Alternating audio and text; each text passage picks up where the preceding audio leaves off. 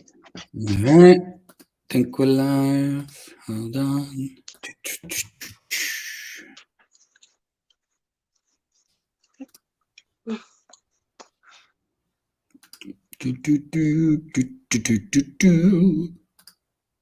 All right. Think we're live here. I am a one-man band, so let me just send out the text message to the masses. It was a one-man band. Do, do, do, do, do, do. See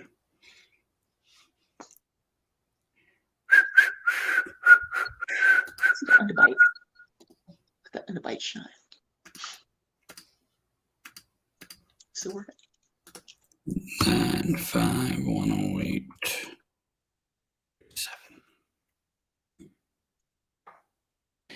All right. Ladies and gentlemen, delighted to be joined by the progressive soapbox himself, Jamarl Thomas, who, along with others, has been in the news lately through no fault of his own. How you doing, Jamal? I'm doing all right, my man. How's it going? Good. I've been busy, but wanted to spotlight some folks, and I think you called it our sandbox this afternoon, who I don't know. I don't know if you've ever read the book 1984, but I think we're yes. kind Well, of there. or at least I've seen the movie. Yeah. Yeah, we're kind of there. So could you kind of just take the audience through as early as you want, either this week or what's been going on with YouTube and your channel, because I know that they've kind of messed with you before. Yeah. What happened? What's been the buildup, and then what happened this week? So this week, we're doing an interview for the show, right? And we have a gentleman on. We're talking about Myanmar. And at the end of that interview, I, for whatever particular reason, hit my mailbox, and there's a message from YouTube. And the message basically boils down to, "Hey, we're sorry. We had to cut you out of our payment program, or whatever the thing is." And it says, "Click here to figure out why." And it says, "We understand this is painful, and we understand this is hurts, but we were carefully looking at the videos and stuff like that." That's not. And so it's harmful content. So my first thought was, "Fuck, you talking about? What harmful content are you talking about?"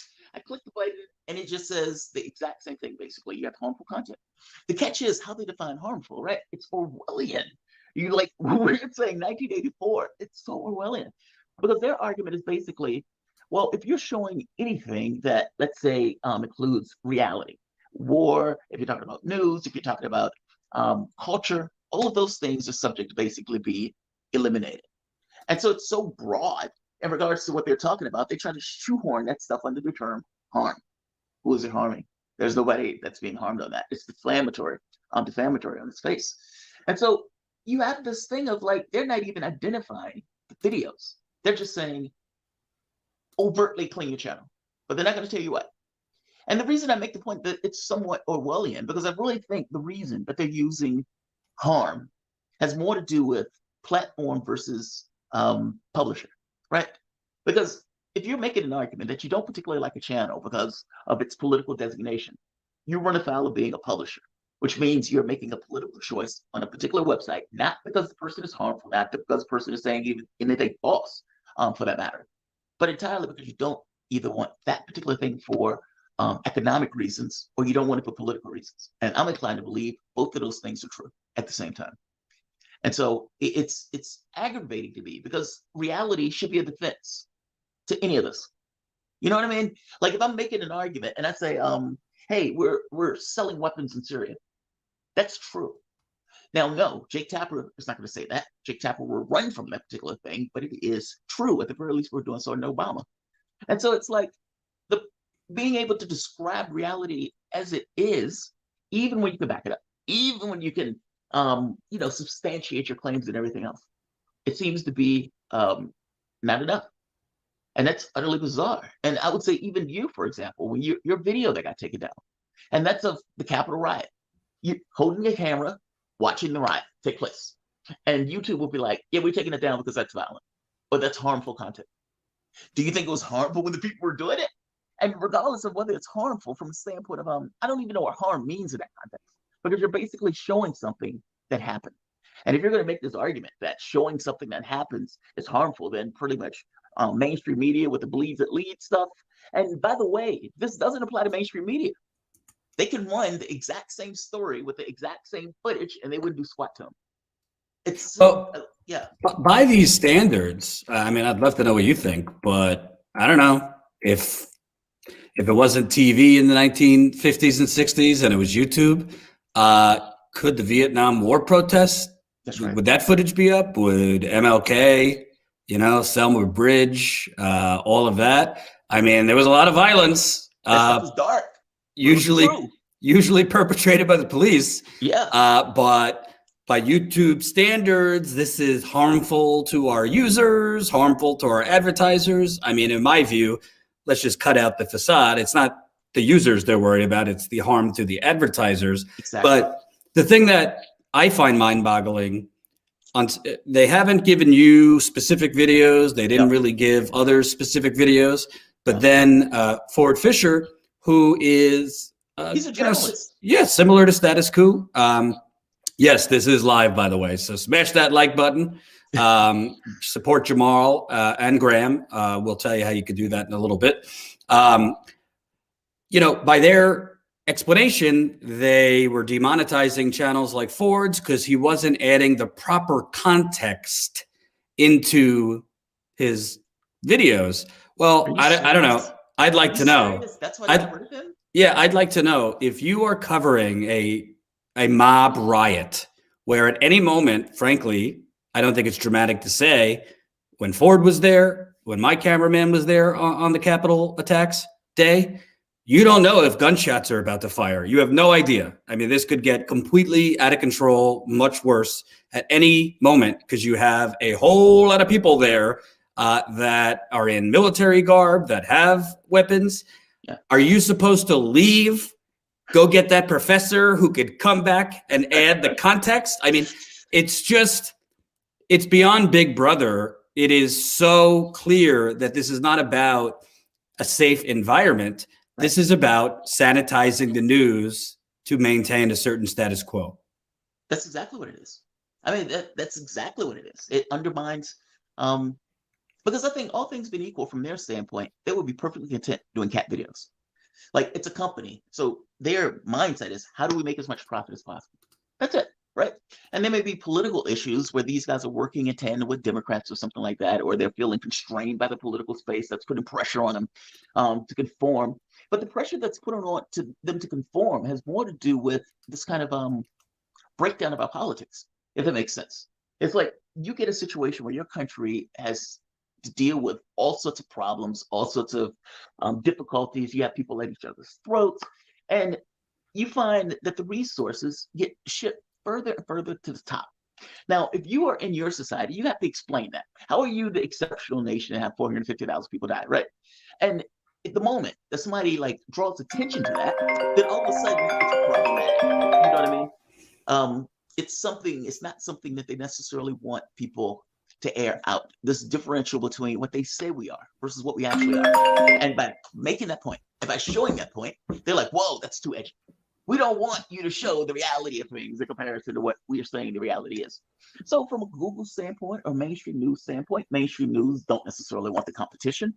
And yeah, I really do believe that it's one of those things where it's this kind of corporate and state power dovetailing on this very specific issue.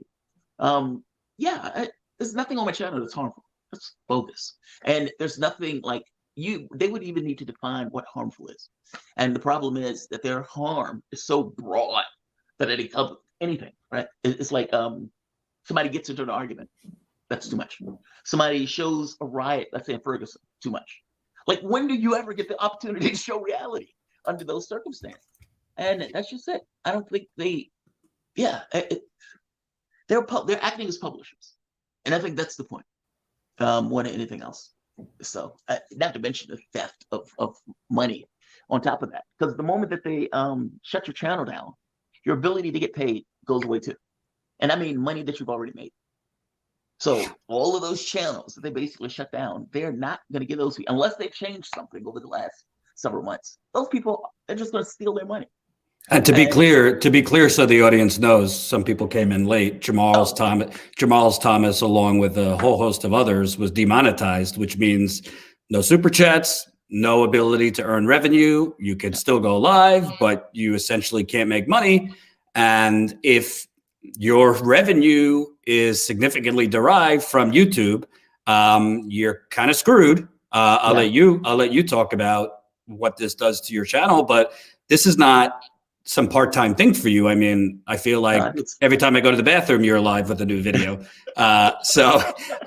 This is extremely harmful. And the other thing I'll say, thanks for the super chats, keep them coming. The other thing I'll say is YouTube, Facebook, Twitter, they can't have their cake and eat it too. On one end, they're saying we're not publishers, we're just a platform. But on the other end, they're playing global editor.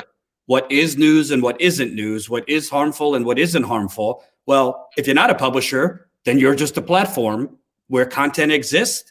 And other than, clear crimes, which would be calling for violence, which we have courts, we have agencies for those things.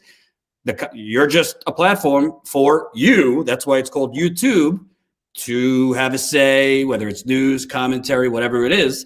So they're saying they're not a publisher because they don't want to be regulated, but they're acting as a publisher by basically purging under the guise of right-wing extremism. Right. They're purging people who do videos on. I mean, I've seen videos you've done on I don't know. I do everything. Foreign policy. Foreign policy. Yeah. It works. It's really, really disgusting. And I will say, to me, there's a clear correlation between you have a rapid increase in favorability of Medicare for all. You have a rapid increase of favorability for aggressive climate action, not just among young people, older people too. You have a rapid increase. Let's get out of Afghanistan. Let's get out of these wars. You have a rapid, I wouldn't say increase, but you do have more discussion over things like a populist general strike. Right. And why are those things expanding in popularity? Because non-corporate outlets are informing people about them. Exactly. And all of a sudden, those outlets are harmful. And by the way, this channel hasn't been demonetized yet. Frankly, it's pretty damn risky for me to even talk to these criminals, Graham Elwood and Jamarl Thomas. Yeah. But I'm not going to, curl into a ball and, watch everyththing I say, and I can't speak with other content hosts. It's ridiculous. Do we have a democracy or do we not? Your turn. It's weird because Section 230, it allows the ability for a company to make a choice on whether or not content is harmful. So if it's something specific like, let's go kill Bob on Tuesday, well, that's illegal by definition. Not just that, it allows them to take that off without them necessarily being considered a publisher. However, if you're talking about a political distinction, that's different. There's a difference, right? It's not, they're trying to use harm in this kind of Orwellian way because they want to slide under that. And the fact of the matter is they shouldn't be allowed to slide under that. Like if you are talking about, if you're talking about killing somebody, if you're talking about injuring somebody, I could even give a little bit of leeway to this notion of somebody saying something utterly ridiculous that causes a certain degree of harm. Let's say like the Pizzagate stuff. But that's not what they're doing. And, they are basically making the argument that we're getting rid of extremists on the right. Well, I'm not an extremist on the right. I'm not extremist at all. I'm talking about. And like I said, Section 230, it allows the sword and the shield. Fair enough. But that is not absolute. That's not absolute. That is limits in regards to what these companies can get away with. But I still say it, it's the differential between what they say this country is versus what we're saying it is. And they hate that distinction. If your people had healthcare, if your people had education, if people had a decent minimum wage, I don't think we would be at each other's throats in the way that we are. And, they're trying to take this kind of heavy-handed approach to silence a certain degree of dissent, as opposed to just dealing with the real material concerns with your public that would organically bring down that hysteria and that level of anger and violence. I mean, look, whatever they want to think about Trump supporters raiding the Capitol, they can think what they will, but are these human beings? Yes. And do some of these people have this kind of warped sense of this country entirely because of hardship? Now, I don't think it's all of them. And there was a lot of these guys that were like judges' kids and everything else. But that wasn't the entirety of the crowd. And I do think there are many on the right that get stuck into that stuff because of environmental factors that we miss. And so, yeah, it's it's very aggravating. I don't necessarily know where this is going. And I do think at a certain point, you kind of have to make moves to ensure that you're okay. Now, fortunately, I work on radio also. So it's not one of those things where it was the entirety of the thing gets shut off, but it still sucks. And it's like you do it for like 4 years. And over the time you're doing it for 4 years, you're honest, you function with a certain degree of integrity, but that doesn't matter. It's bottom line choice about, wealth or whatever. What do you think this is going? Because this is getting rather chilling in the way that these guys are being like, it's getting kind of chilling. I mean, like, because I don't think they're not stopping here. You know what I mean? Like, they're going to keep going for this. And what probably happens is they do a little bit at a time. The reason they're going with the monetization stuff as opposed to just kicking people off the channel is because of the publisher thing. I would wager it's that. Like, if they just kick people off the site, they're acting as a publisher. But if we can get rid of your ability to make money, wages, then you might leave on your own. Well, they are acting as a publisher, even if they're not completely kicking them off. Because if you could say to status quo, I mean, YouTube's algorithm is basically saying our news coverage from the day of the Capitol attack is lit, which has, by the way, been picked up by all these corporate outlets. We licensed it all over the place. And John Farina did an amazing job. That's advancing claims of election fraud. That is a publisher / editorial judgment, which publishers make. If YouTube could say, well, this content here, Jamarl Thomas is doing a segment on Myanmar, that's harmful, but ABC News' segment on Myanmar is not harmful. Well, they're both doing a segment. It just seems like one of them, you don't like their point of view. Exactly. You don't like the information they're providing. So it's not the topic, it's the angle that person is taking. Yes, and to me, what's very dangerous about this is at the end of the day, why I, along with Jen, even started Status Quo is because I felt when I was out across the country, I remember just at Standing Rock thinking, am I in the Twilight Zone? Like Native Americans banging on drums are being, shot and tear gassed and grenades shot at them. Yeah. And I would go back to the casino hotel to upload something, and like CNN is covering Donald Trump's tweets. Like there was such a alternative reality that corporate media creates, and that's the whole point of YouTube and these other platforms, so that YouTube independent hosts who are not, up the corporate media ladder could give their take, could do other topics. I mean, frankly, if not for Status Quo, I don't think anyone would know a thing about Flint, Michigan anymore. Right. If not for you in the beginning, I think you were covering Brexit and those matters before many were. Yeah, yeah. I mean, you've covered a lot of things that I don't have time to cover, and others don't have time. So who suffers beyond you, beyond us? It's the communities or the people who. We talk about news deserts, communities where their local newspapers are getting closed down, or they're basically shutting down independent voices. Because let's be clear, it's not just that they're removing your ability to make money. When you're demonetized, you're further suppressed. It goes hand in hand. The algorithm, because if you can't make YouTube money anymore, they're not allowing you to, then YouTube, its algorithm recognizes you as less of a priority. Right. You show up in less people's feeds, and you're basically hidden in a cave further.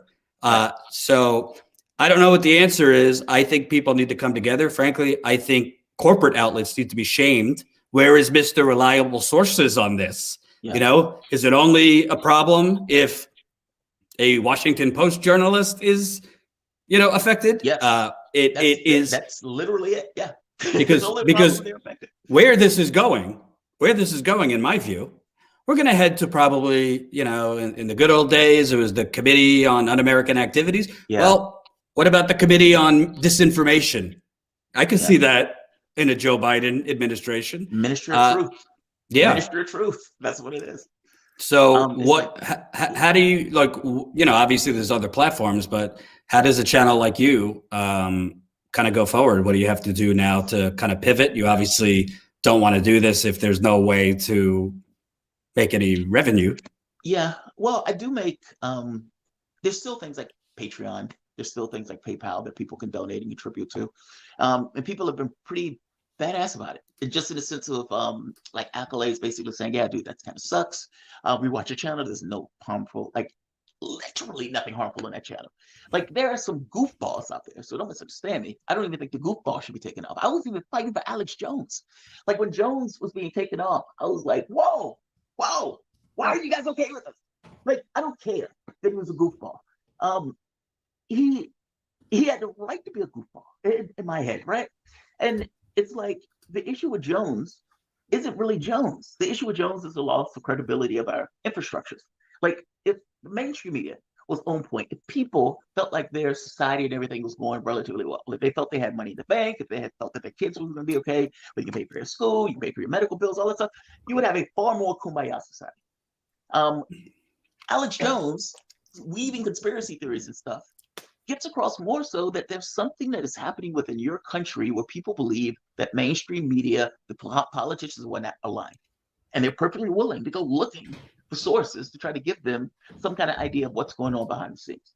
My point is the attacks on social media, the attacks on either Jones, a lot of that stuff had to do with them not being able to reconcile or, let's say, put the toothpaste back in the tube on this notion of integrity, on this notion of honesty, on this notion of a society that works together in regards to safety net.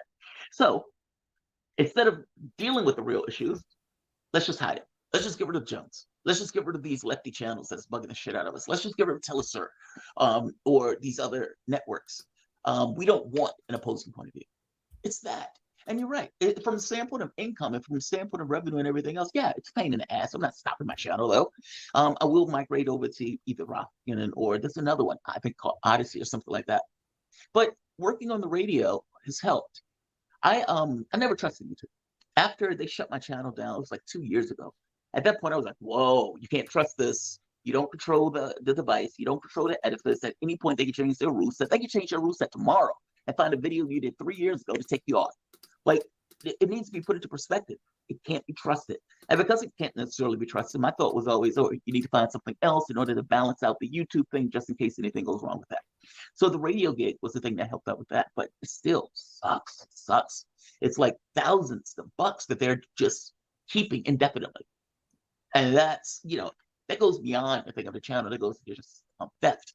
If they wanted to basically turn around and say, look, we're giving all of you the money that you guys are supposed to get right now. And from this point on, we don't want these on the channel. That would suck. I would still think that was a editorial decision, but at the very least, they would have given the cash. You know what I mean? Like, it would suck, but at the very least, it's not them stealing revenue for you for the month or whatever. No, it can't be trusted. And the question becomes like, what do we do to mitigate that? And not just to mitigate it, to make this, like, to proceed from this. Because I don't necessarily believe that they're going to keep us on YouTube. I think they're really trying to just get these people off. And this is just kind of the first step in doing so. But no, my channel is not going anywhere. I'm still going to do videos. People can still contribute on PayPal or Patreon. I have Streamlabs, and so that can be up there too.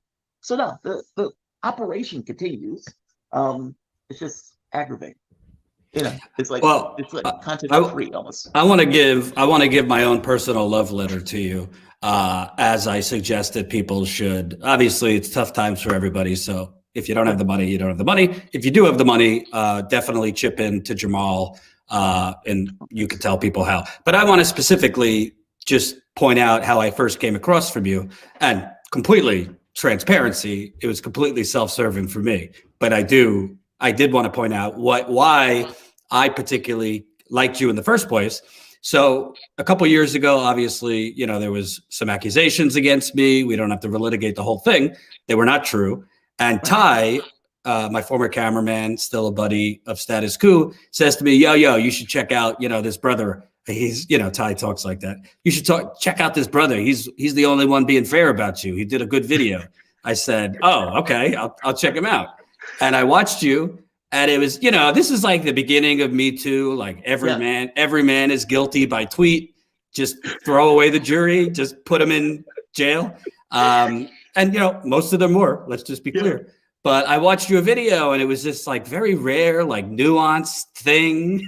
And, you know, I just try to be honest. yeah, but that comes in short shift on the internet because a lot of people will just go for the headline, go for the clicks, and, you know, do their little whatever hot take and then move on. But you were, you know, fair. I never even talked to you. You didn't know who I was, but you were very fair, and I appreciated that. And that's why, you know, obviously it's self-serving. I liked the coverage, but then I started watching you, and I just thought there was nuance here rather than just trying to be a bomb thrower. And I think that is really in short supply on YouTube or anywhere really. You know, thank you. So I appreciate that. You know, let the audience know we got 400 people right now. How can people watch you, support you, all that stuff? So the channel still on YouTube, Jamarl Thomas, Patreon, and I think that's under Jamarl Thomas also. And of course, PayPal. All of it is on my site. I want to thank you for saying that. I really appreciate that. I mean, I have a sign sitting on my wall, just an hashtag called Be the Integrity. It's something that was on Newsnight. And I was enamored by that. Like, think about that. It's like Hal Jordan becoming Will itself. Or, okay, that's a comic book reference. Hal Jordan, at a certain point, the Green Lantern, he gets to the point where he becomes Will itself. Think how weird that is, right? So it's like, be the integrity. And it's like the honest broker in the room. There are a ton of bomb throwers, right? The point for me is not necessarily throw the bomb. The point for me is what's right, what's honest. And look, I can get it wrong. I can fuck it up with the best of them. But I do try to be honest about it. And I would, you know, I could be in arguments and stop mid-argument. Oh, right, you're right, I'm wrong. Like, I'm okay with that because I feel like that's not necessarily something that's typically online. Yeah, I appreciate that, man. Thank you. I just saw your case when I saw the article that the woman wrote, and I was like, what the fuck? And then I heard her case, and I was like, this don't sound right. And I was on Twitter that day, and all of these people, like you said, at the beginning of the Me Too movement, nobody cared about what the guy was saying, none of that stuff. And so it's like, where are you guys getting this stuff from? I just thought it was out of alignment with reality. That's what I thought. It's not so much that it was like ignoring both sides. I think to me it was like, well, look, you can't immediately take a hard side on that if you don't entirely know. And yet all of these people making these quick takes without even knowing what the fuck happened. It was just, she said this, that was enough. I was like, well, wait a minute, is that enough? And then once the interviews and everything started, it was like, oh yeah, this is nonsense. And then the messaging room and all this other stuff, yeah. And so for me, I thought it was somewhat unfair that they were going after you for that.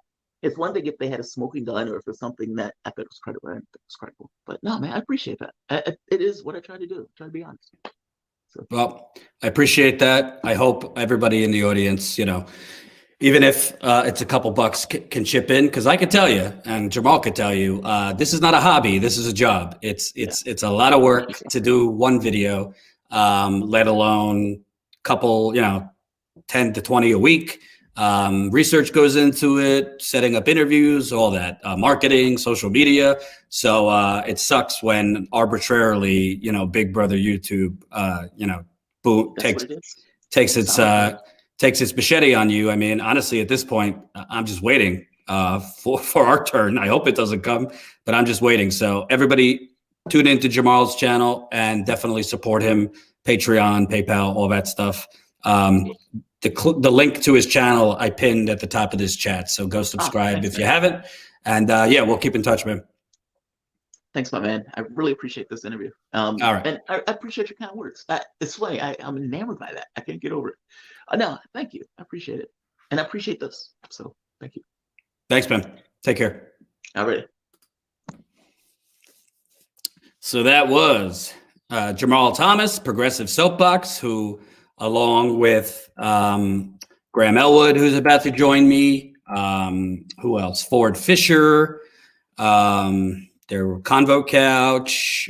Several others were demonetized all at the same time yesterday. I think it was 2-something in the afternoon. Speak of the devil, Graham Elwood joining me. Hey, what's up, man? I think I could hear you on your machine. Let's see. Hold on. 1 2 1 2. How's that? Is that better? 1 2 1 2 1 2. I still hear it. Let's see what the audience says. What do you hear? Like Yeah, a reverb. A reverb. Yep. Huh, hold on. That's all right. As you figure it out. Reminder to people, smash the like button. Oh, I think it's gone. It's gone. Perfect. Yeah, we're gone. Okay. It's gone. So, Okay. Grant, I just had Jamarl Thomas on. Wanted to have you on also. This is not a time for vegan smoothies. This is the time for some stronger stuff in this moment of Big Brother YouTube dropping the machete. So could you just explain to the audience what happened? Give us the timeline. What were some of the content or quote harmful content you were doing before you get an email from YouTube that they're stripping you of revenue? Well,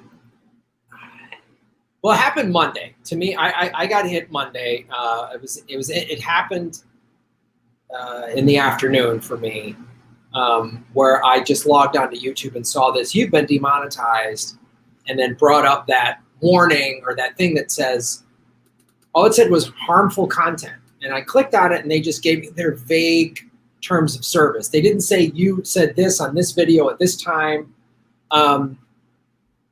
Leading up to that, Lee Camp and I do a podcast called Government Secrets. We stream it live on my show. We're actually doing it later today. And then he puts the video on his YouTube, and I put it on my YouTube, and we also release it as a podcast. So the last 2 episodes, Lee's been doing a 3-part series on the JFK assassination, referencing this book. I forget the author's book.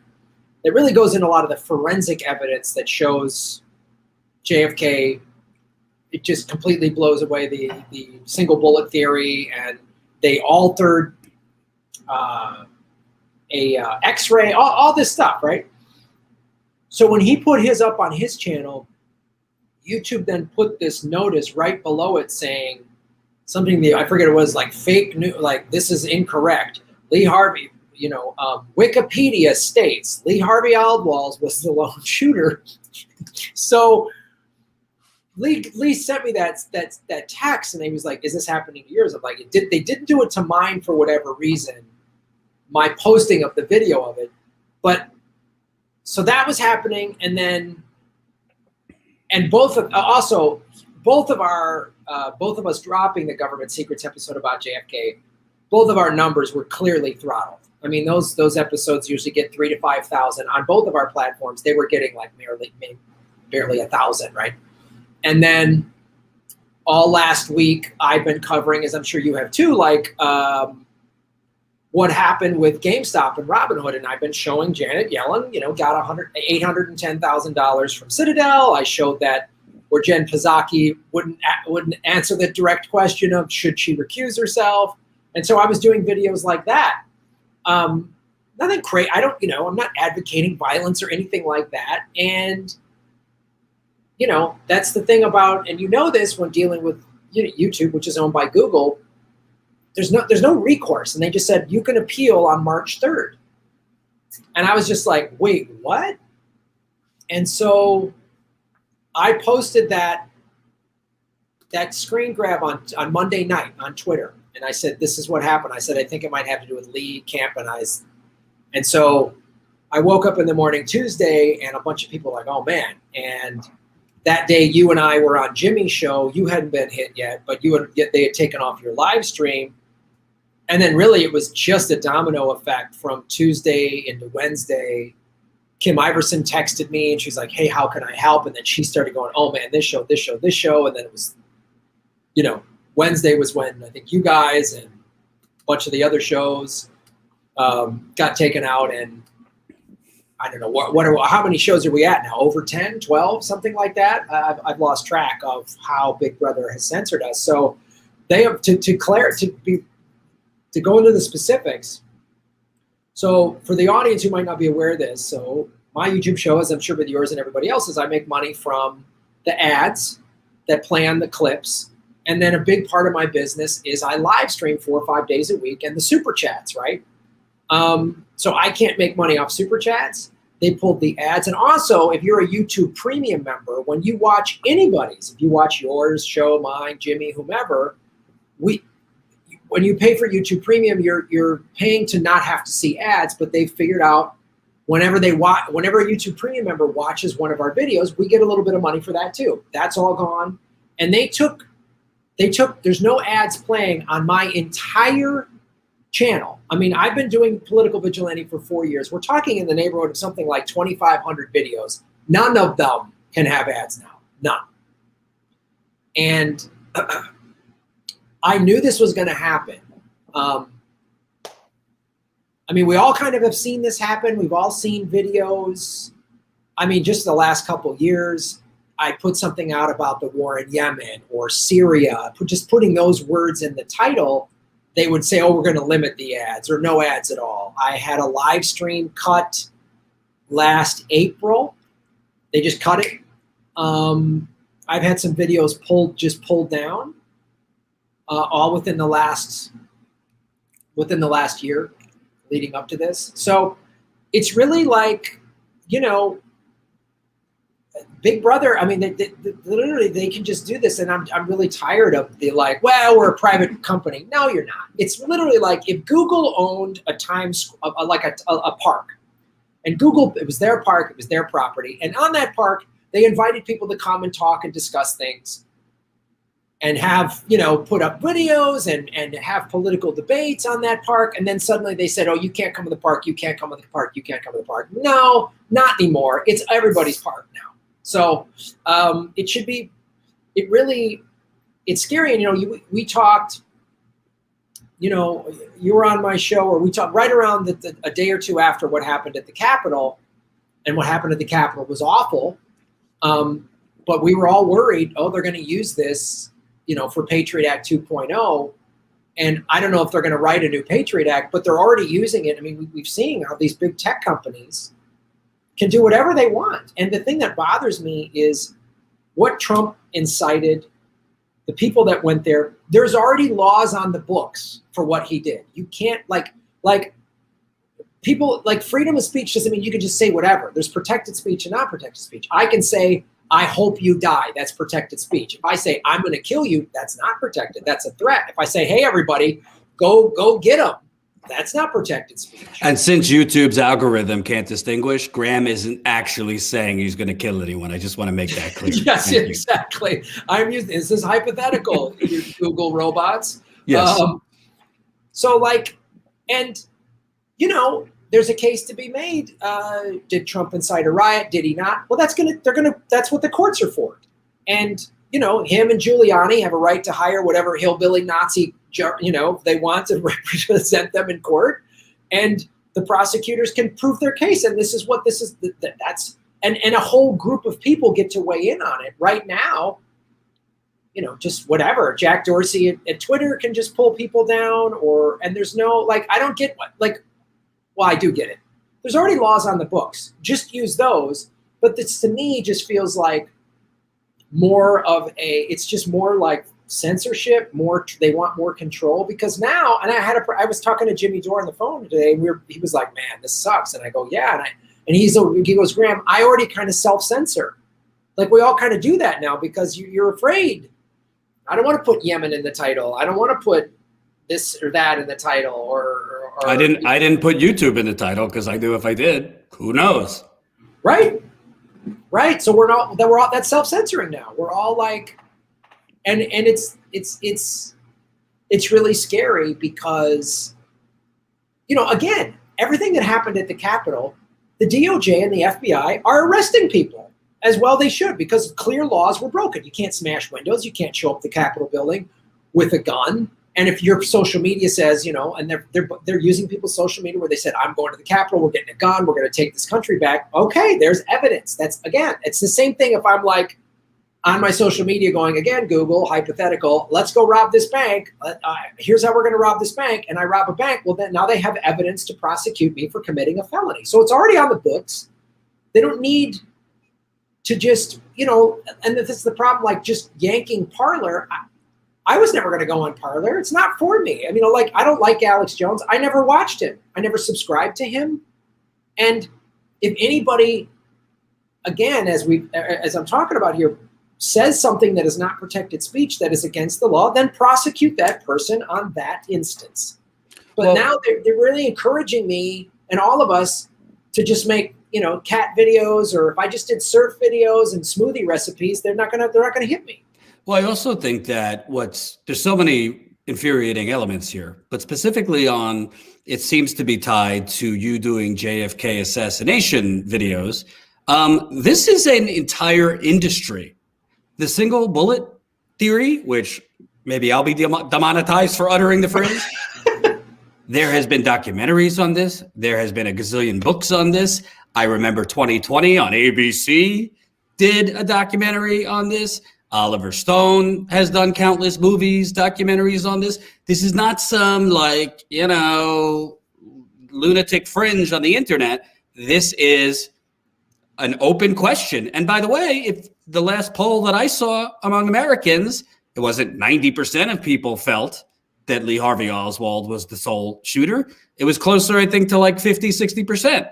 So the point is, what you're talking about, it's not harmful. It's something that's been openly, there's content galore over this from experts, ballistic experts. We all saw, I believe CBS or ABC or one of them hired X amount of marksmen to try and do that shot, to try and actually get off, I think it was 3 shots in 6 seconds, and they couldn't do it. Nobody could do it.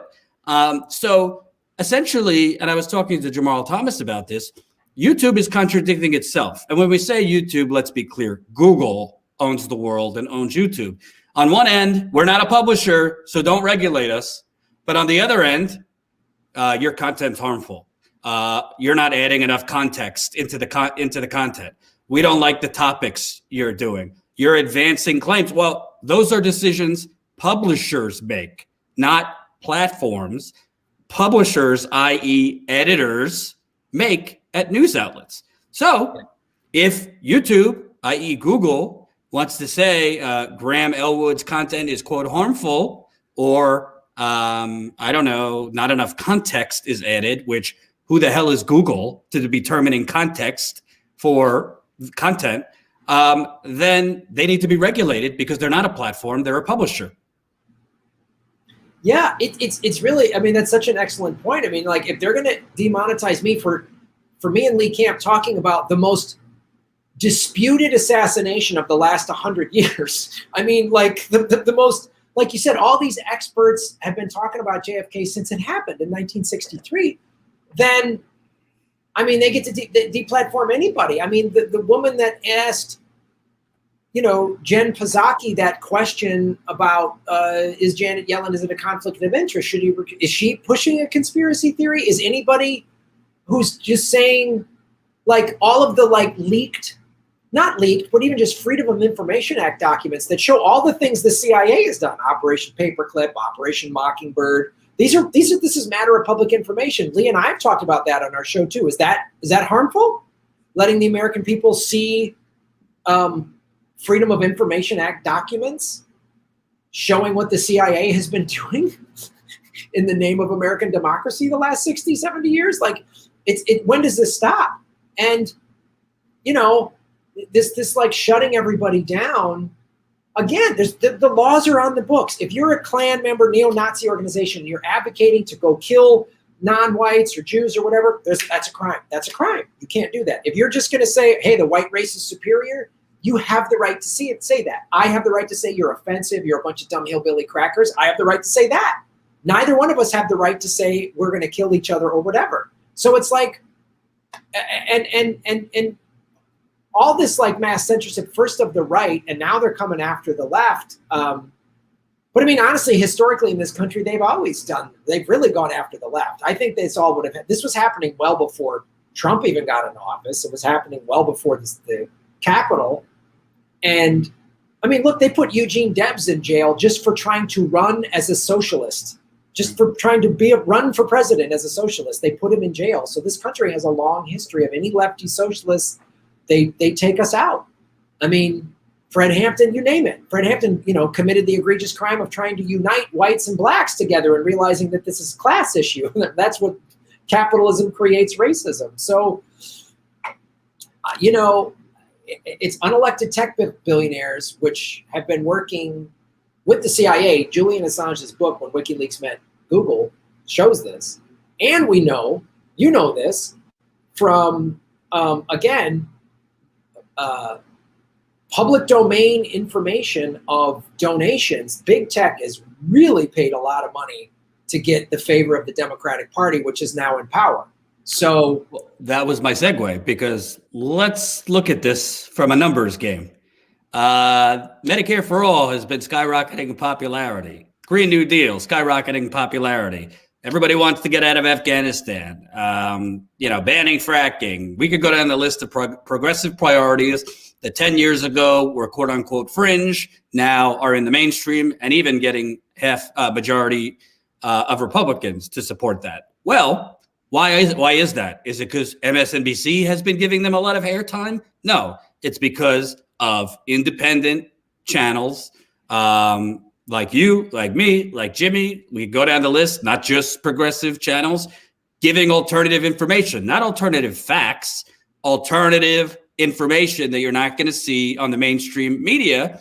And that has been part of the Bernie movement. Why did so many people get involved? Yes, Bernie inspired them, but because they were learning at the same time a lot of this information from big channels at the time. The Young Turks, maybe not so much anymore. You get the point. So it seems to me there's a little conflict of interest, because if Google doesn't want to be regulated by the Trump administration or now the Biden administration, well, do you think the Biden administration wants this information flourishing? I mean, Biden's only in there for 15 days, so I'm not going to put it all on him. But at the end of the day, they don't want to get regulated. That's their first and foremost priority. And they're going to do whatever they got to do to avoid regulation. And I think a huge part, not just to make it safe for their corporate advertisers, but to make it safe for the government that doesn't want this kind of talk on the internet. Oh, not at all. I mean, look, the people in power saw last summer during the George Floyd protest. They're like, uh-oh. They saw at the Capitol, while it wasn't the group I would have wanted, but they saw a bunch of American citizens surround the Capitol, and then they saw last week a bunch of Americans bought up a bunch of GameStop stock and stuck it to the hedge funds. And to your point of all of these progressive issues that are polling really well, it's not a coincidence that one of the people that helped Janet Yellen get $7 million in speaking fees was Google.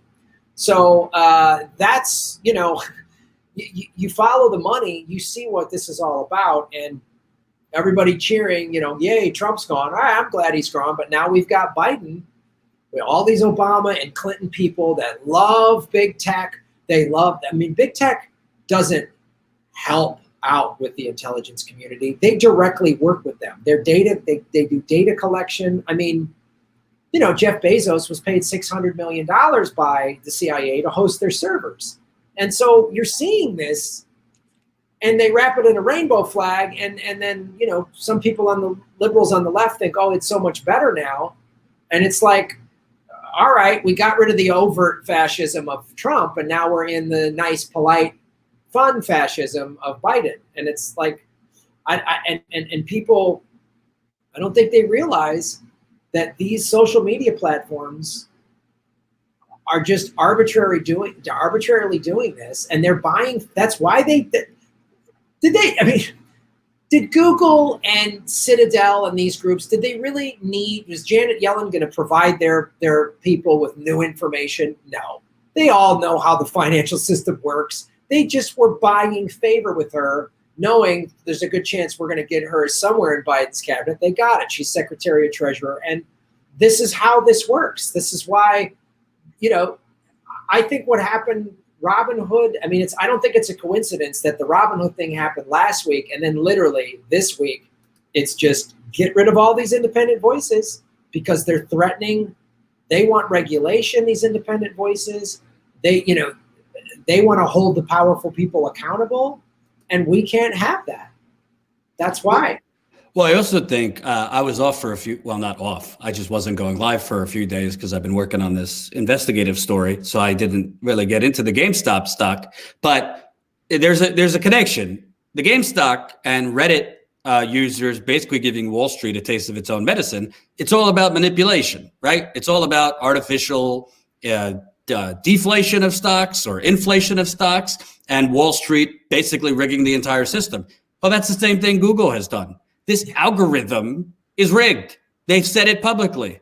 They said in 2018, after the adpocalypse, we're gonna tweak things here to elevate authoritative news like CNN and Fox News. What that means, for those in the back, is we're gonna hide the rest of the channels, particularly in news and information, in a digital cave. I mean, I could tell you it's been a effing mountain of a climb just to get over 100,000 subscribers. Wow. And by the way, in the early days of this channel, before it was even called Status Coup, do you know, right when we started, we were growing gangbusters. We grew, I think, 7,000 subscribers in 2 weeks. Not bad.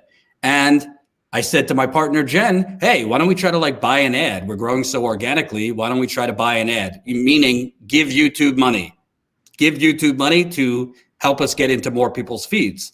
Because when I was at the Young Turks, they hadn't changed their algorithm yet. So I was actually allowed just to sink or swim on my own. And they denied the ads for, I still don't know why. So I did a video with YouTube in the headline criticizing YouTube. And what do you know, Graham? Subscriber growth, views fell off a goddamn cliff right after that date. So I don't want anyone to say it's just an algorithm. No, there are human beings at Google. And by the way, you can't get somebody on the phone from YouTube. I got somebody in the chat. I don't mean this in a derogatory way, but I think he was from India. And he said to me, no, YouTube does have a list of channels that they allow ads. So they do have a list of those they favor and those they don't. So how is this any different than what short sellers are doing? YouTube is rigging the information warfare to pick winners and losers. And because you have the temerity to question things like the assassination or whatever else, you're going to be hidden in a cave. And now basically you can't earn a living on YouTube. No, it's real clear censorship. I mean, look, if you hurt my ability to make money, maybe I'll shut up, maybe I'll go away, or maybe I'll just start making cat videos or something. That's what they're hoping for. I mean, that's how they've always done this. I mean, they're just using it with the tech algorithm now. But excuse me. But that's what they're doing. They're hoping I'll stop doing this. They don't want me informing people. I mean, I've had the same thing we all have. It took me forever. I was to cross 75,000 subscribers, months, man, months. And everybody's like, I was talking to Kim Iverson, and she's like, she got to whatever number, 275,000 subscribers, and then they started taking them down. They just pulling. You see the numbers go, come on. And I went through the same thing. I was actually able to buy ads, but it was so complicated. And all I was wanting to do was buy ads on the Jimmy Dore show, hey, subscribe to Political Vigilante. And I was like, why are they making this so hard for me to give them money? I would think this would be the easiest thing in the world. But no, they don't want us to grow. By the way, you don't have to buy an ad here. For those viewers watching, I pinned at the top of the chat Graham's YouTube link, so go click on that and subscribe. Go ahead. Thank you so much. You're really it's why though, Susie Dawson is starting this thing with Bill Binney called Panquake, which Bill Binney is helping design it. It'll be blockchain open source. It'll be like a social media content thing that circumvents these monolithic, big tech corporations that just do all the stuff behind closed doors. So I'm excited about that. But also, all week I've been pushing people over to Rockfin. I got on Rockfin a year and a half ago as a backup plan for this very moment. I knew this was going to happen. And it's why I told a lot of people, get on it. And, they're starting to grow. And it's like their blockchain, they pay us in crypto. And, you're on there. Jimmy's on there. Lee Camp's on there. Whitney Webb is on there. A bunch of people are on there. And they don't censor us. and they're not, and they literally designed that platform. The same thing. They saw how these big platforms like YouTube or whatever are making all this money off of our content. So just to be clear too, to go, I can't make money on all my content on YouTube right now, but YouTube is making money off of my content. Like, so it just shows you. So I think this is a big moment in history, because it's like they've been doing this for a while. They've done it to other shows, but now they're doing all of us at once, like in the same week. They might bring us back. I don't know, but it's. I got really inspired by the Wall Street Bets subreddit group. What they did, everything they did was legal, and it cost the hedge fund something like $73 billion, which, I mean, God, so awesome. Thoughts and prayers for the hedge funds. But I think it's why we all got to rally together, and because America is not a democracy. I mean, it's done, and this is just another nail in this. Be careful, man. That's harmful content. A theoretical nail. A theoretical. Listen, baby. I'm going to put on my flag, because this is the United Corporations of America. Okay? This is the United Corporations of America. If they want to say that's harmful, this is the United Corporations of America. Here's the logos. Oh, there's the logos. And, what I will say also is this. I'm not saying this because of any ill will towards the Young Turks, but the Young Turks, whatever you think of them, they do have a straight line to YouTube. They could get YouTube on the phone, because I've seen it while I was there. In fairness, I haven't watched any of their content recently, so if they have said anything on this, good. But I haven't seen anything on Twitter or anywhere else. They should be leading the charge, even though these outlets are much smaller than them, because at one time, they were as small as you or me or whomever. They don't have to like Jimmy. They don't have to like me. It's not about that.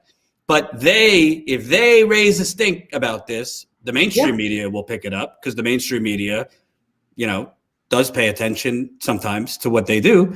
And they should do it, because it's, they're not doing it, it seems, because they have a straight line to YouTube and don't want to ruffle their main business model's feathers.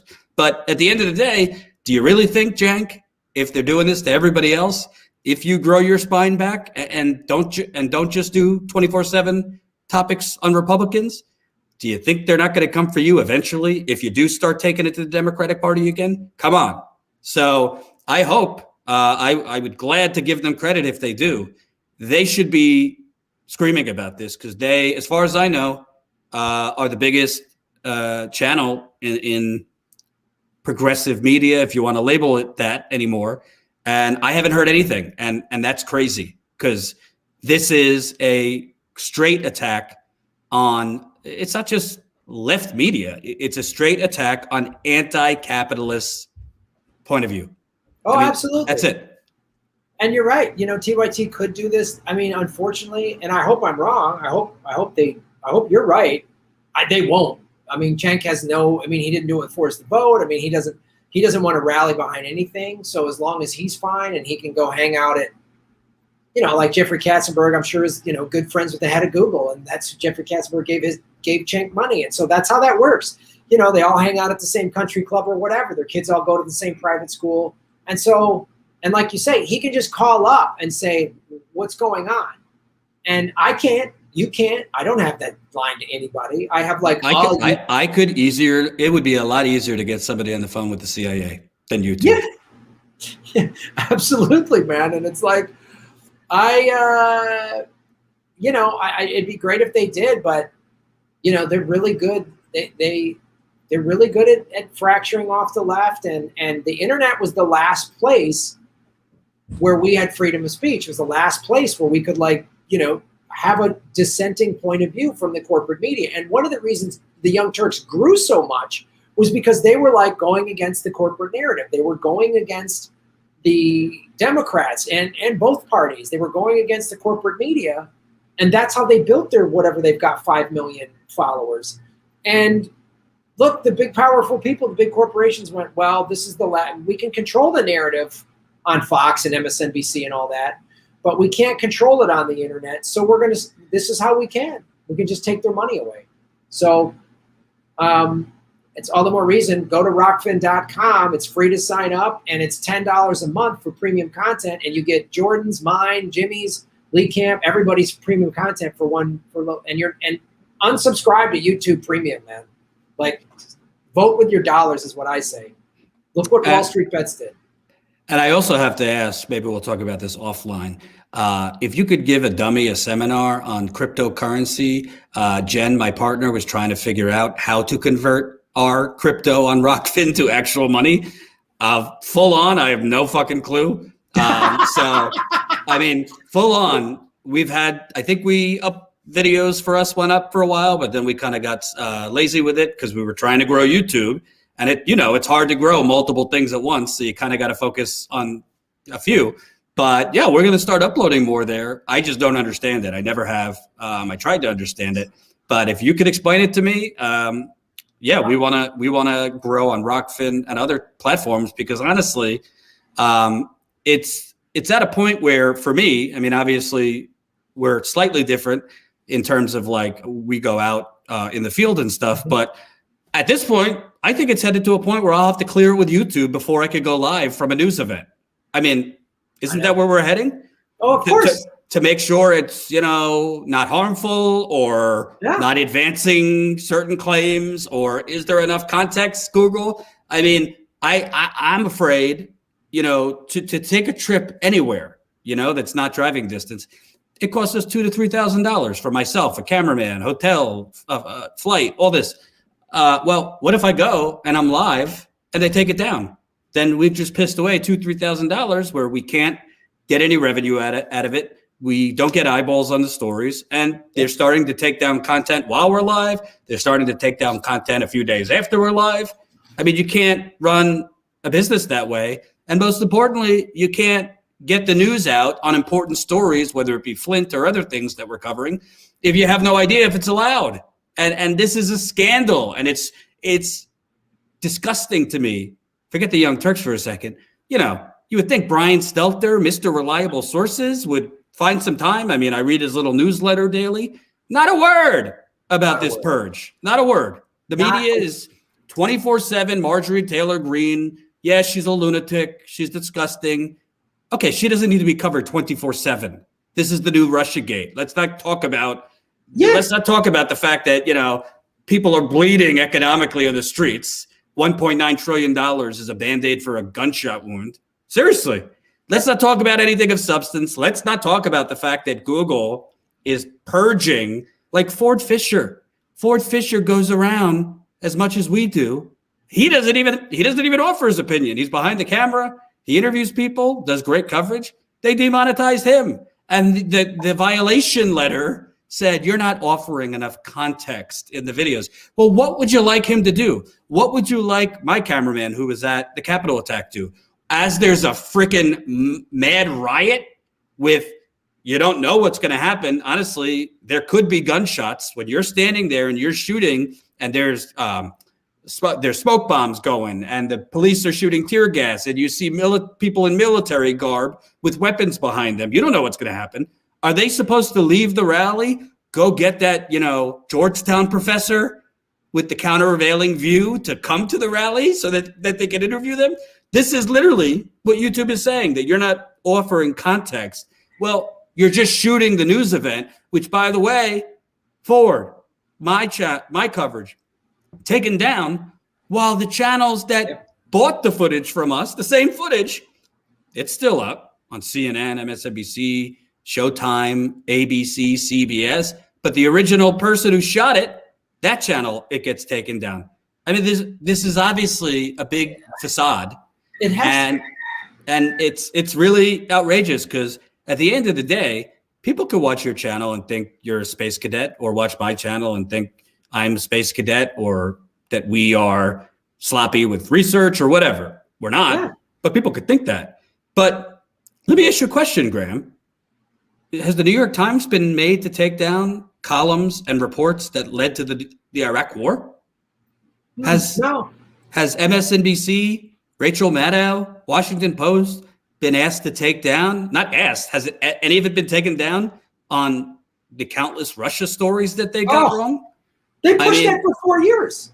Yeah. The New York Times, by the way, they just basically had to retract an entire popular podcast series called The Caliphate because the subject of the entire podcast, a Canadian, I think a Muslim in Canada who came up with this fantastical story that he went and became an ISIS soldier in Syria. The only problem was he never went to Syria. It was all made up, and Canada has arrested him. Well, the New York Times, iTunes didn't make them take that podcast down. All the app stores haven't made them take that podcast down. They did we're retracting some parts of the story. What do you mean? The main subject of the story, it was made up. Excuse me, Pakistani Canadian, my wife tells me. So are you kidding? You have news story of the news story that led to a war that killed 1 million people is still up. Russia, all this other stuff, but you're being demonetized because you have the temerity to talk about something that's talked about in books, in documentaries, in museums. I mean, I'm just going on a rampage, but it's outrageous. And I don't know the answer. I agree with, elevating on other platforms, Rockfin and these other things. But I also think, it's a pandemic. I'm not telling people, hey, 10,000 deep, show up at CNN tomorrow. However, I think we're wasting our time at this point protesting Biden and Pelosi and this and that. Because if you don't start protesting these corporate media outlets, if you don't start protesting these Silicon Valley platforms, I'm not saying be violent, but make them uncomfortable. They should not be allowed to do this comfortably. Because what they're doing, it's beyond censorship. It is literally what state media in China does. Oh, yeah. This is what state media in China, Russia, and other countries do. They tell you what information is okay. Well, that's what they're doing right here. Absolutely, and you bring up great points. And the thing why, I refer back to the Wall Street Bets subreddit group and why it was so inventive. Because look what they did. They kicked Wall Street in the nuts pretty hard, and nobody got shot with a rubber bullet. Nobody got tear gassed. Nobody got arrested. Nobody got beat up by the cops. They did it online, and it was creative. It's like that group that whatever, the kids at TikTok or whatever, that bought up the tickets when Trump was having that rally in Tulsa. I mean, just stuff like that. And I think you're right. I think we need to focus on companies like Google and Facebook and CNN and start to put the protest there and really see what we could do. I mean, imagine if, 5 million people all stop their YouTube Red subscription overnight, and that would wake up if everybody stopped going to Amazon Prime. We're talking about when hundreds of millions and billions of dollars that's when the ruling class goes, whoa, whoa, whoa, whoa, whoa. That's when they wake up. And I think, and getting back just real quick to your earlier question about crypto and Rockfin, gladly talk to you over the phone about it. I'll give you just a quick, so for the audience who might not know, Rockfin pays us in cryptocurrency. You'll pay $10 a month for a premium subscription. They also have a tip feature similar to the super chats that gets converted to their, which is the Ray token, and we get paid in that. And just to show you the potential for this growth, so I've been on the channel since the spring of 2019. A year ago, the token, the Ray token, was trading at about 17, 18 cents. Today, it's at about $4. So already, we're getting paid more for our content. And again, cryptocurrency, why I didn't know much about it either. I was the same place you were a year ago, I don't know what it is, what unicorns give you money. I don't know what this is. And I started educating myself about it and talking to people that know a lot more than me. Max Kaiser talks a lot about it. I've watched Boom Bust. I've had Christy I from Boom Bust on my show several times. And it's another thing, decentralized currency, just like blockchain technology, which is what Rockfin uses and what Susie Dawson and Bill Binney's Panquake will use, takes us out of the central banks, the central companies like Google that control everything. That's, again, why it's so important. And I tell people, get educated on cryptocurrency, and if you're comfortable with it, make your own decisions, invest some of it, because the big hedge funds cannot control it. So the big hedge funds the last 6-7 months, they've all been putting money in to cryptocurrency. So because they don't want to get left behind, and it's our opportunity now, because like you say, all right, so what? We need to turn Google and YouTube into a public utility. Great. How am I going to do that? I'm going to call up the squad and protest, and they're going to say, now's not the time, and it's time for more central, incremental blah, blah, blah, blah, blah, blah, blah, blah, blah. Wall Street Bets just went, boom, done. And that's what we need to be organizing, because like you say, the Democratic Party and the Congress and the other jackwagon, nothing's whatever. Like, let the tweet squad, they're really good at tweeting. And too bad tweets don't, make laws. So we got to just organize. And one of the ways to do this, I say, vote with your dollars. Don't use Google. Use ecosia.org. It's a non-for-profit search engine. I mean, all these little things that millions of people, they wake up when millions of people take their money, they are waking up. And so that's how we have to do it. It's supporting these smaller platforms like Rockfin and dude, here's what I do. I use StreamYard, you use StreamYard. I simulcast every time I go live on YouTube, Facebook, and Rockfin. So start simulcasting, you go live, make sure you simulcast, keep it on YouTube, whatever, but simulcast on Rockfin. Tell your audience to go over there. I do a premium members only live stream once a week on Rockfin. And all my videos that I post on YouTube, I've been posting on Rockfin for 1.5 years. So I'm just giving my audience the option, because I knew this day was coming. I knew it.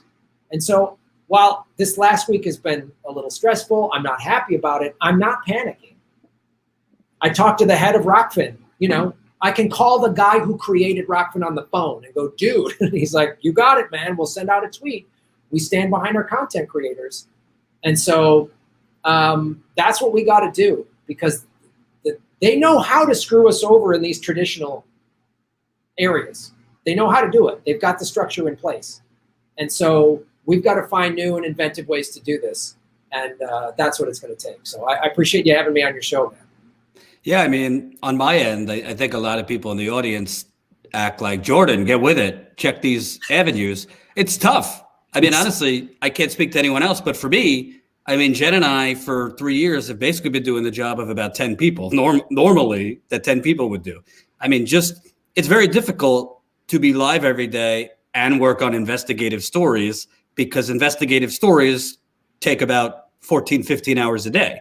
So a lot of things that probably we should have done if we would have had the time, like Rockfin and other things, it's just like there's only X amount of days, hours in the week. But I'm definitely going to look into Rockfin, because honestly, at this point, we've passed 100,000 subscribers. We had to fight and claw for that. But at this point, I just don't know. I mean, I said to John, he's a freelancer who's been doing great work for us.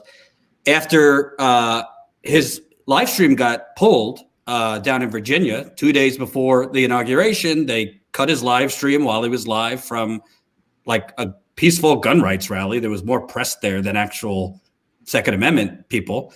I said, don't go live again. Not because he did anything wrong, but if they're pulling it, if they just took him down, then to me, that YouTube's going to say, well, that was your warning. Go live again where we don't want you to. They could just remove the channel. They're just doing that without warning. So I had to tell him, no, you didn't do anything wrong, but don't go live again. So not only are we missing out on opportunities to go live, but the people are going to remain uninformed.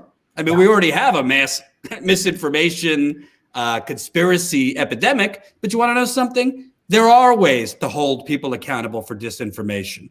Fox News just got sued for, $2-something million. I'm not saying, hey, let's launch all these frivolous lawsuits, but I think Fox News, I don't know if it's so frivolous against Fox News. Same thing can go for Newsmax, OANN. If they want to, push conspiracies, then Dominion or anybody else, they're open to be sued. But in this, YouTube, again, going back to this whole publisher, we're not a publisher. Well, then you shouldn't be determining who is right-wing extremism, who is not, this and that. And I don't want to hear that you're a private platform, because at the end of the day, Mark Zuckerberg said on the record, Facebook is like a government. Then you should be regulated like a government. When Google has an army of lobbyists to lobby the government for favorable subsidies and regulation, when Twitter, same thing, Facebook, same thing. When you're lobbying the government, you're not a private platform anymore, pal. You are platforms that do business with the government. When you Amazon make infrastructure and tech for the Pentagon, for the CIA, when Google makes infrastructure and tech for various agencies, that's a private platform, or are you doing business with the government? And honestly, I don't even trust the government to regulate them. We have regulatory boards. How do they do stopping the financial crash? We have regulatory boards. How have they done stopping these short sellers from running havoc all over America? So I don't know all the answers, but what I do know is, I don't know, you just seem like a nice vegan hippie to me. And I don't think that's harmful at all. So tell people where they could find you, how they could pitch in. If you got a couple bucks, definitely pitch in. How do people find you now? Thanks, Jordan. I really appreciate it. So you can go to GrahamElwood.com. That's my main website. I have a Patreon, patreon.com/GrahamElwood to support the show. I have a PayPal button where you can donate that's on GrahamElwood.com. And then, of course, go to rockfin.com/GrahamElwood and support what we're doing there. And because you guys are there, right? You're on Rockfin. You just haven't been putting as much stuff on there, basically, Jordan. So, like, yeah, we're going to increase. We're going to increase significantly. Yeah. Good. Like, and so you're supporting all of us. So that's how you can support my show, you know, and I have a Venmo at Graham-Elwood. So there's a lot of ways to support what we're doing. And I agree, you know, I know, Jordan, it's tough. We're all just doing this. It's you and your wife. It's just me alone, a couple of part-time assistants. And we're all like, you got to do this. You got to get on Twitch. Get on. I'm like, dude, I'm just barely getting by on all this stuff. So anyway, those are the places you can support what I'm doing. And thanks for letting me come on the show. I appreciate it. Thank you, sir. We'll definitely be in touch, and I'm sorry that you're dealing with all this. Thanks, man. It's the people rallying around it is actually it's giving me hope, you know. So I thank you. All right, take care. All right, dude. So that was Graham Elwood, everybody. Wonderful host of the Progressive Vigilante, I think is his show. And definitely head over, subscribe, support him on Patreon, PayPal, check him out on Rockfin, all that good stuff. You know, I think it's important because honestly, this could happen to Status Quo. I mean, I'm literally checking my emails 10 more times a day, just waiting for the email from YouTube. And it's truly, it's not just that it's harmful to individuals like Graham and Jamarl or Convo Couch, others who, you know, everybody knows my opinion on certain channels, but that doesn't mean they should be demonetized. The truth is, the most harm that's being done is to you. The most harm that's being done is to communities like Flint, or the communities like Name Your Pipeline protest we've covered, or the communities where Black men are being murdered by police that we went into even before George Floyd was murdered and became a national movement. If channels are demonetized, taken off, a mixture of the two, then there's going to be even less spotlight and attention on those communities, on those stories. And frankly, that's why they want to do this. It's not that we're creating content harmful to their viewers. We're creating content harmful to the status quo. I mean, that's what this is. Period. End of story. Which, drum roll, please, brings me to a bit of an announcement. Status quo, although we definitely are not at the point of blowing up where we could hire 25 people and all that. We have reached, I think, solid enough ground where we are currently looking to bring on somebody, you know, on a freelance basis.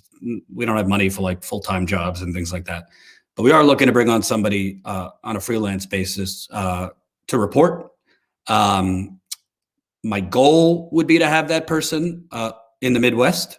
I don't think we need, you know, everybody to be on the East Coast or the West Coast. So just before everybody floods me with an email, I do want somebody with journalistic experience. So I apologize to those who would want to apply, but yeah, I'm too busy.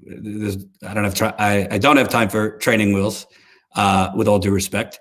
So we are looking for somebody, preferably in the Midwest, that has some journalistic experience, interviewing people, finding their own stories, that is not a corporate media ladder climber. I mean, frankly, I did work in the corporate media before I went to the Young Turks, so it doesn't mean necessarily that you can't come and be a tenacious, outside the box, counter the echo chamber reporter if you first started out in a more corporate background. So definitely not disqualifying somebody if they worked for more corporate outlets, but we are looking for somebody, male or female, with a little, let's say, chutzpah, with a little cajones, somebody who's not going to back down, somebody who will challenge the powerful, who's not trying to get into this just to grow Twitter followers and hot takes. We are looking for somebody who is tenacious. We are looking for somebody who is knows how to sniff out bullshit. We are looking for somebody who does not want to follow the herd to just cover whatever everyone else is covering. And we are looking for somebody who relatively is self-sufficient, because both Jen and I are too busy to have to, train somebody up and treat somebody, with kid gloves. So definitely, if you know people that have some journalism experience, whether big or small, that would be interested, they could send their resumes and, a short paragraph if they want of why they think they would be good. Again, I do want somebody in the Midwest, preferably, because I think it would help us cover more ground. So a reporter specifically, not a commentator, not that whoever this person is can't offer their opinion, but we definitely, first and foremost, would be somebody trying to dig and break news, find out, build sources, find out, where things don't smell right, and break news, do interviews, do live streams when I can't. So definitely, if you're interested, info@statusquo.com, info@statusquo.com. If you think you fit the bill. Vetting process, Jordan, background checks a must. Correct. We know. But we're trying to expand, and we think we have enough to do this, to bring on an additional freelancer.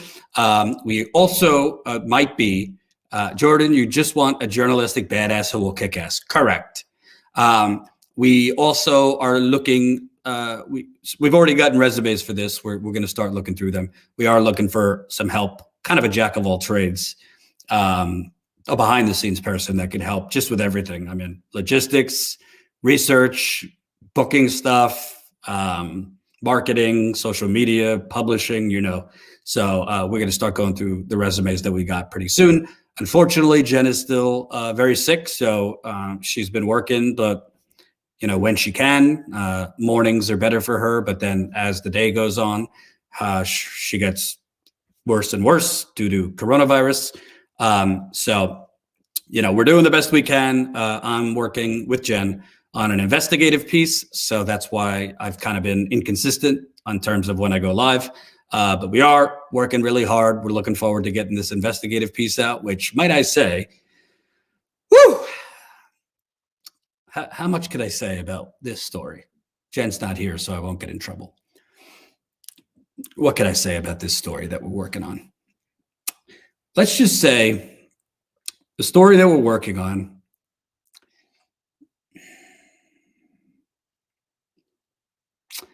if you didn't know that it was a news story, it might read like a crime novel.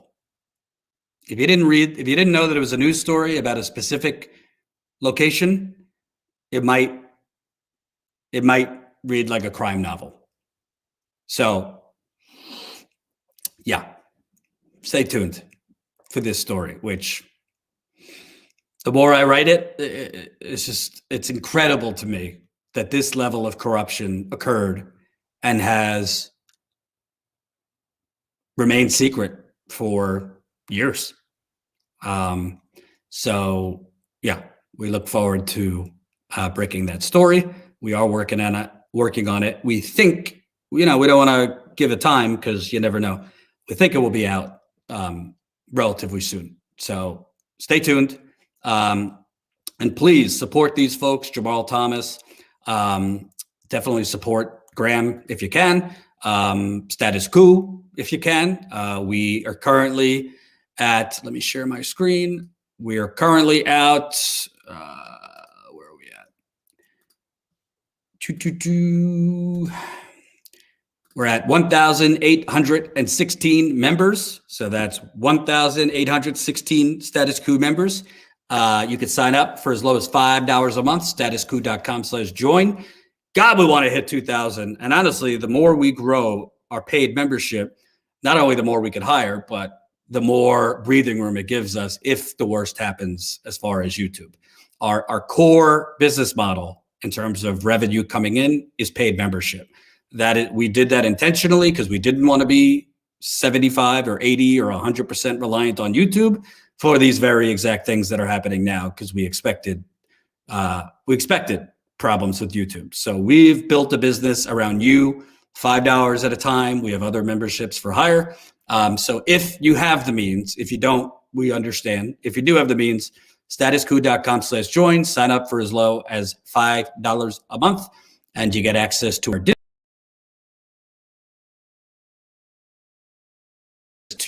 our monthly members call, which we're going to do next week with Jen and I. We think John's going to be able to join too. So we'll be talking to you next week on our monthly member calls. And I'm going to do some behind the scenes content as well for you in the coming week. So definitely support us if you can. Thank you for the super chats. If I missed any, my apologies. And I will see you next time, maybe Sunday. I'm not sure. But if you're in the Discord, you get an alert when we're going live. So thanks for watching. Have a good night. Peace.